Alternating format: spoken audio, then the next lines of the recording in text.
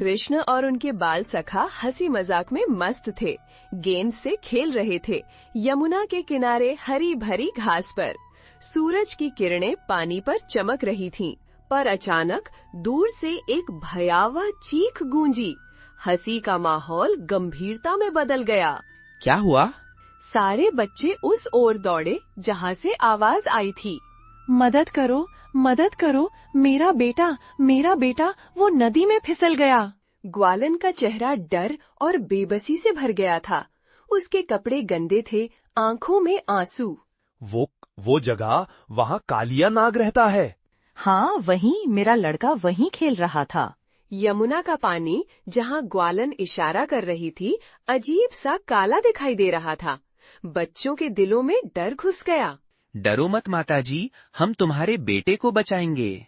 यमुना का नीला पानी, जहाँ कालिया का निवास था, अंधकारमय और भयानक दिखाई दे रहा था, जैसे किसी भयानक राक्षस का मुख खुला हो। हम उसे बचाएंगे, पर कालिया नाग वो खतरा है। परंतु हम कालिया से कैसे लड़ेंगे? वो बहुत शक्तिशाली है। बल से नहीं, बुद्धि से। हमें धैर्य और चालाकी से काम लेना होगा। कृष्ण ने अपने साथियों को एक योजना बनाते देखा। उनके चेहरे पर दृढ़ संकल्प। तुम सब यहाँ रुककर ग्वालन माताजी की देखभाल करो, मैं अकेला जाऊंगा। परंतु कृष्ण, ये बहुत खतरनाक है। मैं जानता हूँ, पर ये बच्चा, उसकी जान बचाना मेरा कर्तव्य है। कृष्ण ने गहरी सांस ली। उसके मन में एक भारी जिम्मेदारी का बोध था। कालिया का सामना करना आसान नहीं होगा। वो धीरे से यमुना के काले पानी की ओर बढ़ा। उसके कदम दृढ़ और निश्चयी थे, पर उसके हृदय में एक डर भी था। क्या वह इस भयानक चुनौती का सामना कर पाएगा? सूर्य की तेज किरणें यमुना के नीले पानी पर चमक रही थीं, परंतु उस विशिष्ट स्थान पर जहाँ ग्वालन इशारा कर रही थी, पानी का रंग काला, अशुभ सा लग रहा था। ये कालिया के विष का प्रभाव था, जो यमुना की पवित्रता को दूषित कर रहा था। हवा में एक भारीपन छा गया था, जैसे प्रकृति स्वयं भी उस आगामी संघर्ष का इंतजार कर रही हो। प्रभु कृष्ण, मेरा लाल, मेरा छोटा सा बेटा, वो यमुना में गिर गया। वो वहीं खेल रहा था जहाँ कालिया नाग रहता है। ग्वालन के आंसू जैसे मोतियों की धारा उसके गालों पर बह रहे थे। उसका रोना उसके हृदय की पीड़ा का प्रतीक था। माताजी, डरो मत, मैं तुम्हारे बेटे को बचाऊंगा। कृष्ण की आंखों में करुणा और दृढ़ संकल्प झलक रहा था। उनकी आवाज में एक ऐसा आश्वासन था जिससे ग्वालन को थोड़ी सी शांति मिली। परंतु कालिया, वो बहुत खतरनाक है। ग्वालन की आंखों में डर और बेबसी साफ दिख रही थी, परंतु कृष्ण के आश्वासन ने उसे एक नई उम्मीद दी थी। हम मिलकर उसे बचाएंगे। यमुना का नीला पानी, जो आमतौर पर शांति और सुंदरता का प्रतीक था, अब कालिया के विष के कारण भयावह दिखाई दे रहा था। सिर्फ उस विशिष्ट स्थान पर ही ये अंधकार छाया हुआ था, बाकी यमुना अपनी पवित्रता में डूबी हुई थी। देखो, पानी कितना काला है, जैसे कोई राक्षस छुपा हो। हाँ, यही तो कालिया रहता है। बहुत खतरनाक है वो। बाल सखाओं के चेहरे डर से पीले पड़ गए थे। उनकी आंखों में भय स्पष्ट रूप से दिखाई दे रहा था। डरो मत, हम सब मिलकर कालिया से लड़ेंगे। कृष्ण ने अपने बाल सखाओं को हिम्मत दी। उसकी आंखों में एक अदम्य साहस और आत्मविश्वास दिखाई दे रहा था। पर क्या हम उसे हरा पाएंगे? वो तो बहुत शक्तिशाली है। हम भगवान की कृपा से उसे हरा देंगे। हम सब एक साथ हैं। कृष्ण के आश्वासन से बाल सखाओं के चेहरे पर थोड़ी सी हिम्मत आई। वे कृष्ण के पीछे खड़े हो गए, उसके साथ मिलकर कालिया से युद्ध करने के लिए तैयार। मेरा बेटा, प्रभु कृष्ण, मेरा लाल, मेरा छोटा सा बेटा, वो यमुना में गिर गया। वो वहीं खेल रहा था जहाँ कालिया नाग रहता है। ग्वालन के आंसू मोतियों की धारा की तरह उसके गालों पर बह रहे थे। उसका शरीर कांप रहा था, उसका हृदय टूटने को था। माताजी, डरो मत, मैं तुम्हारे बेटे को बचाऊंगा। कृष्ण की आंखों में करुणा और दृढ़ निश्चय का अद्भुत मिश्रण था। यमुना का काला पानी कालिया के विष का प्रतीक उनके हृदय को झकझोर रहा था। परंतु प्रभु, कालिया वो बहुत शक्तिशाली है। ग्वालन की बेबसी और भय उसके हर शब्द में स्पष्ट दिखाई दे रहा था। उसका पूरा भरोसा अब श्री कृष्ण पर टिका हुआ था। माताजी, विश्वास रखो, मैं उसे सुरक्षित वापस लाऊंगा। कृष्ण के शब्दों में एक आत्मविश्वास था जिसने ग्वालन के डर को थोड़ा कम किया, परंतु उसके हृदय में चिंता का भाव अभी भी बना हुआ था। आंसुओं से भरी आंखों से, कृपा करो प्रभु। एक क्षण का विराम, फिर कृष्ण ने एक छलांग लगाई। वे यमुना के ठंडे पानी में समा गए। पानी उनके चारों ओर घूम रहा था, परंतु कृष्ण अडिग थे। उनका ध्यान केवल उस डूबे हुए बालक पर था। जैसे जैसे वे गहराई में उतरते गए, कालिया का विशाल और भयावह रूप दिखाई देने लगा। कालिया का काला चमकदार शरीर अंधकार में एक भयानक छाया की तरह मंडरा रहा था। उसकी आंखें क्रोध से लाल हो गई थीं। कालिया ने अपने मोटे फनों में उस निर्दोष बालक को जकड़ रखा था, जो अब बेबस होकर दम घुटने लगा था। निश्चयी स्वर में, उसे छोड़ दो कालिया। बच्चे को नुकसान पहुंचाने का कोई अर्थ नहीं है। मैं तुम्हें सबक सिखाने आया हूँ। हा हा हा, आप मुझे सबक सिखाने आए हैं? ठीक है, देखते हैं। कालिया की आवाज पानी के नीचे एक भयानक गर्जन की तरह गूंज रही थी। उसकी आंखों में एक भयंकर ज्वाला जल रही थी। ठीक है, ले लो इस बच्चे को, लेकिन ये युद्ध का केवल आरंभ है। कालिया ने अचानक अपनी पूंछ ढीली की। बालक, जो अब तक उसकी पकड़ में जकड़ा हुआ था, पानी में तैरता हुआ ऊपर उठ गया। लेकिन कालिया के चेहरे पर कोई पश्चाताप नहीं था, केवल एक ठंडी निगाह जिसमें आगामी युद्ध की धमकी छिपी हुई थी। बालक को पकड़ते हुए, तुम्हारा ये कृत्य क्षमा योग्य नहीं है कालिया। कृष्ण ने बालक को सुरक्षित ऊपर उठा लिया। उसके चेहरे पर चिंता तो थी, पर साथ ही युद्ध के लिए तैयार होने का संकल्प भी दिखाई दे रहा था। तुम्हें ये समझना चाहिए कृष्ण कि ये यमुना मेरा घर है और मैं इसे किसी भी कीमत पर नहीं छोड़ूंगा। कालिया के शब्दों में क्रोध और घमंड भरा था। उसका विशाल शरीर पानी में एक भयानक छाया की तरह मंडरा रहा था। तो फिर युद्ध के लिए तैयार हो जाओ कालिया। मैं तुम्हें इस यमुना से हमेशा के लिए भगा दूंगा। कृष्ण के शब्दों में अटूट आत्मविश्वास और साहस था। युद्ध अब अनिवार्य हो गया था। पानी में दोनों शक्तियों के बीच एक भयानक संघर्ष होने वाला था। धर्म और अधर्म के बीच एक महायुद्ध। यमुना के गहरे ठंडे पानी में कालिया का विशाल काला शरीर एक भयावह छाया की तरह मंडरा रहा था। उसके सिरों पर विष के फुंकार से पानी खौल उठ रहा था और उसकी आंखों में क्रोध की लालिमा साफ दिख रही थी। कृष्ण अपने अजेय साहस के साथ उसकी ओर बढ़े। युद्ध आरंभ हो चुका था। तुम छोटे से कीड़े, मेरे साम्राज्य में घुसने की हिम्मत कैसे की? कालिया, तूने निर्दोषों को पीड़ा दी है, अब तुझे दंड भुगतना होगा।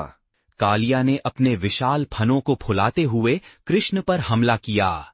उसके फन मोटे और काले यमुना के पानी में तेजी से घूम रहे थे, जैसे सांपों का एक घातक नृत्य। लेकिन कृष्ण जैसे एक नाचते हुए पवन कालिया के प्रत्येक हमले को चकमा देते हुए उसके आक्रमणों से बचते रहे। उनका शरीर एक अदम्य शक्ति का प्रतीक था, जो कालिया के प्रत्येक प्रहार को बेअसर कर रहा था।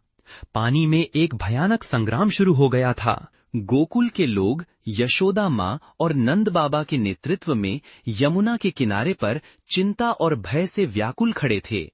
उनकी निगाहें पानी में लगे युद्ध पर टिकी हुई थीं। कृष्ण, कृष्ण मेरा बालक, आंसू बहते हुए।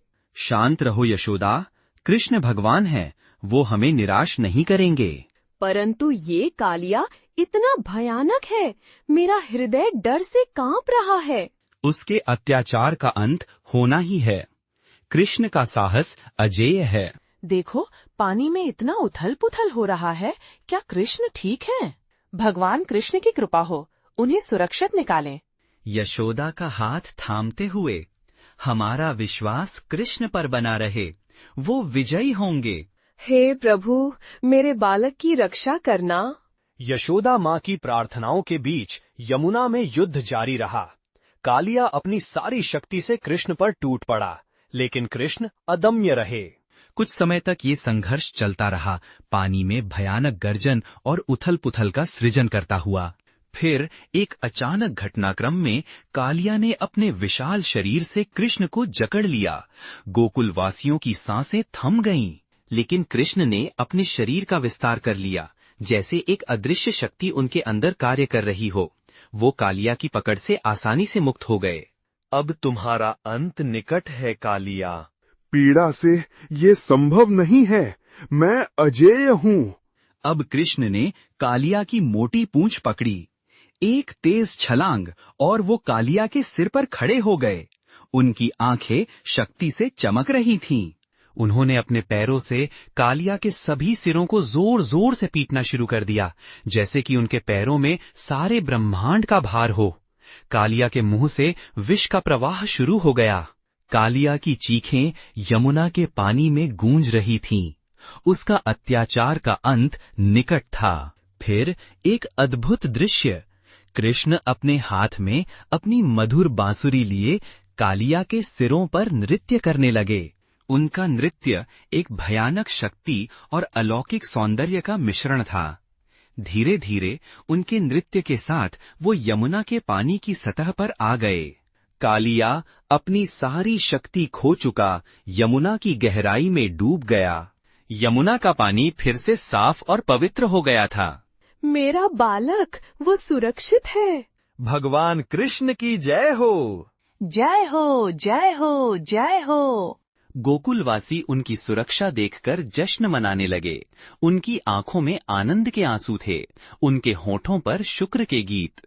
कालिया के अत्याचार का अंत हो गया था। यमुना फिर से पवित्र हो गई थी। कालिया के सिरों से रक्तधारा बह रही थी। उसका विशाल शरीर यमुना के पानी में भयावह लहरें मचा रहा था, पर अब वो लहरें भी कमजोर होती जा रही थीं। कृष्ण अपनी बांसुरी जमीन पर रखकर कालिया के ऊपर खड़े थे। उनके पैरों से अभी भी कालिया के सिरों पर ताल मध्यम हो रही थी। हवा में विष की गंध और खून की महक मिलकर एक भयावह सुगंध बना रही थी। गोकुल के लोग दूर से ही इस दृश्य को देखकर दंग थे। आंखों में आंसू। मेरा कृष्ण कितना बहादुर। कालिया का सांस लेना मुश्किल होता जा रहा था। क्रोध भरी लालिमा अब कमजोर और पीड़ादायक हो गई थी। मैं हार मानता हूँ। तभी यमुना के पानी से कुछ आकृतियां उभर कर आईं। ये थीं कालिया की पत्नियां, सुंदर अप्सराएं, जिनके चेहरे पर चिंता और आतंक साफ झलक रहा था। हे भगवान, दया करो, मेरे पति को माफ कर दो। वो अब और किसी को परेशान नहीं करेगा। कृपया क्षमा कर दो। हे कृष्ण, मैं तुम्हें पहचानता हूँ। तुम्हारी शक्ति अद्वितीय है। मैं हार मानता हूँ। मैं अब कभी किसी को परेशान नहीं करूँगा। मुझे क्षमा कर दो। तुम यमुना को छोड़कर रमणक द्वीप वापस चले जाओ और वहाँ गरुड़ तुम्हें परेशान नहीं करेगा। ये मेरा वचन है। कृष्ण के चेहरे पर क्रोध नहीं बल्कि करुणा थी। उनकी आवाज में एक ऐसी शक्ति थी जिसने कालिया के अहंकार को तोड़ दिया। आनंद के आंसू बहाते हुए, हे भगवान। कालिया के विशाल शरीर ने यमुना के पानी में आखिरी बार हलचल मचाई, फिर धीरे धीरे शांत हो गया। उसके अंदर का डर, उसका अहंकार, सब कुछ कृष्ण की करुणा के आगे टूट गया था। यमुना का पानी साफ होने लगा, जैसे कि उसे भी मुक्ति मिल गई हो। गोकुलवासी दूर से इस दृश्य को देखकर भावुक हो गए थे। मेरा बालक कितना दयालु है वो।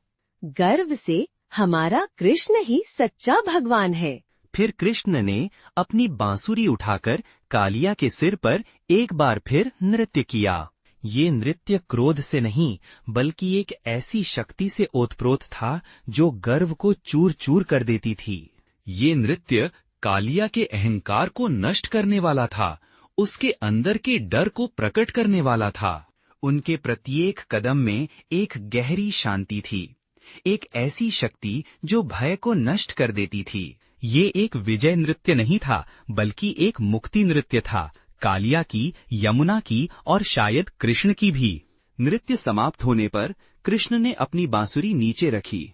उनकी आंखों में एक गहरी शांति थी, पर साथ ही एक नई यात्रा की शुरुआत का संकेत भी।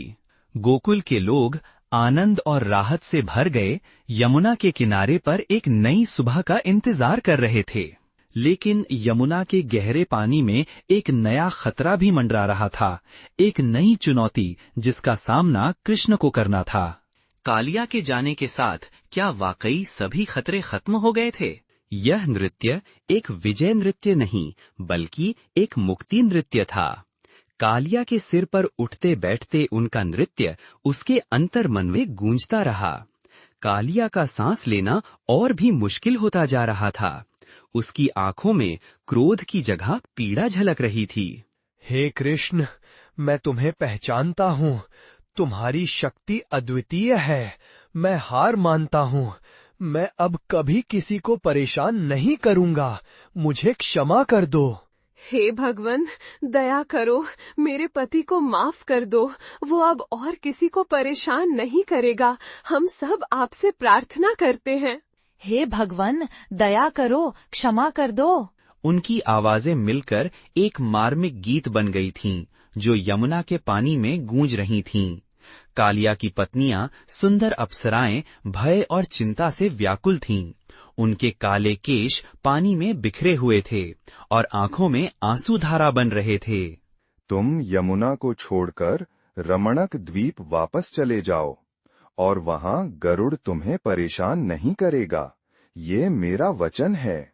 कृष्ण के चेहरे पर क्रोध नहीं, बल्कि करुणा थी। उनके शब्दों में एक ऐसी शक्ति थी जिसने सभी को स्तब्ध कर दिया था। फिर कृष्ण ने अपनी बांसुरी उठाकर कालिया के सिर पर एक बार फिर नृत्य किया। ये नृत्य क्रोध से नहीं, बल्कि एक ऐसी शक्ति से ओतप्रोत था जो गर्व को चूर चूर कर देती थी।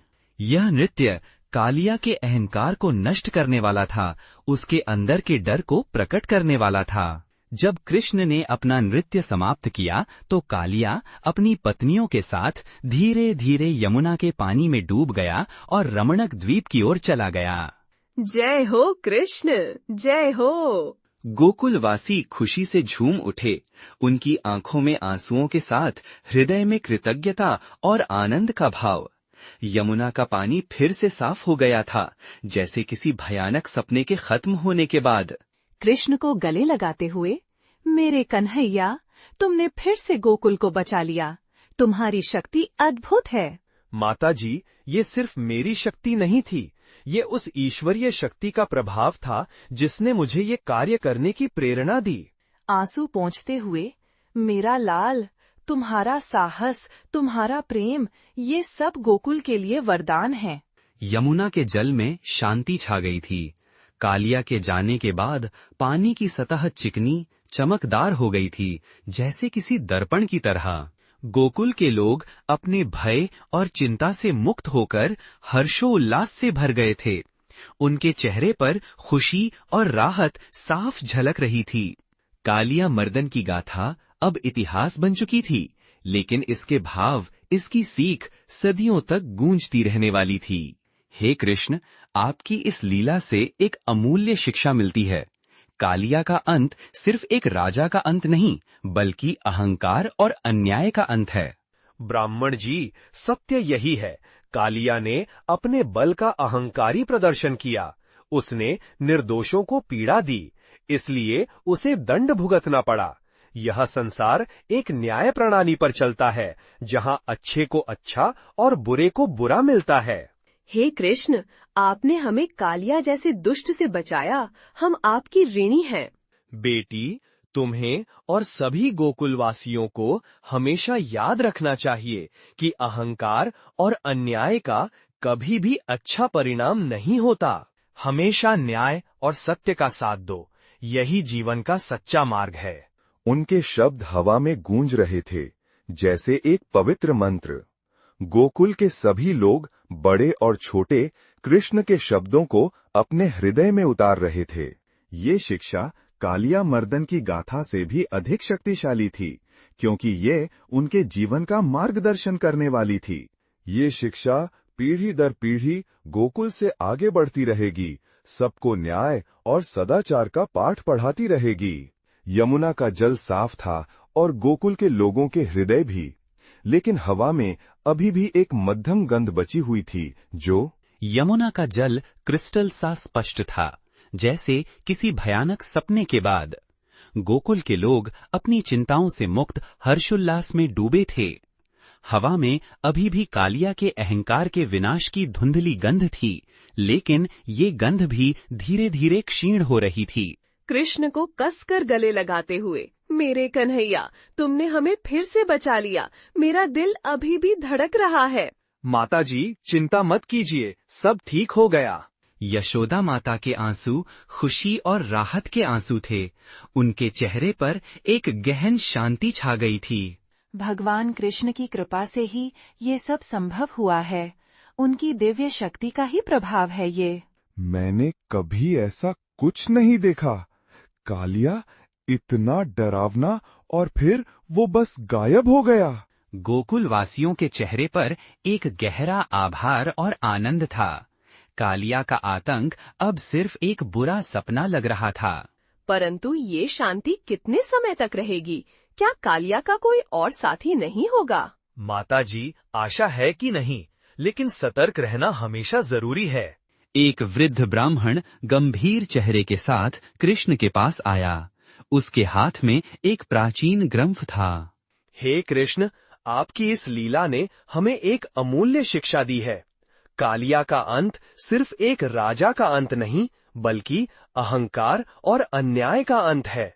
ब्राह्मण जी, आप सही कह रहे हैं। अहंकार और अन्याय का कभी भी अच्छा परिणाम नहीं होता। इस शिक्षा को पीढ़ी दर पीढ़ी याद रखना होगा, ताकि कोई भी कालिया के समान अन्याय का मार्ग न अपनाए। सत्य की हमेशा जीत होती है ब्राह्मण जी। समय लग सकता है, पर न्याय अवश्य मिलता है। हे कृष्ण, हमारे लिए एक दिव्य मार्गदर्शन है। हम आपके आभारी हैं। ब्राह्मण के शब्दों में गंभीरता और ज्ञान का समावेश था। गोकुलवासी ध्यान से सुन रहे थे। ये शिक्षा कालिया मर्दन की गाथा से कहीं अधिक शक्तिशाली है, क्योंकि ये उनके जीवन का मार्गदर्शन करने वाली है। सत्य की रक्षा करना ही जीवन का सच्चा मार्ग है। एक छोटी सी बालिका फूलों की माला लेकर कृष्ण के पास आई और उसे माला पहनाई। हे कृष्ण, आपने हमें बचाया, हम आपके ऋणी हैं। बेटी, अहंकार और अन्याय का कभी भी अच्छा परिणाम नहीं होता। हमेशा सत्य और न्याय का साथ दो। कृष्ण के शब्द हवा में गूंज रहे थे, एक पवित्र मंत्र की तरह। ये शिक्षा पीढ़ी दर पीढ़ी गोकुल में गूंजती रहेगी। यमुना का जल साफ था और गोकुल के लोगों के हृदय भी, लेकिन हवा में अभी भी एक मध्यम गंध बची हुई थी। कालिया के अहंकार के विनाश की गूंज और कृष्ण के दिव्य न्याय की प्रतीति। अब कृष्ण की अगली लीला का इंतजार था, एक इंतजार जो उत्सुकता और आशा से भरा हुआ था। एक नया अध्याय शुरू होने वाला था, एक नया रोमांच, एक नई शिक्षा।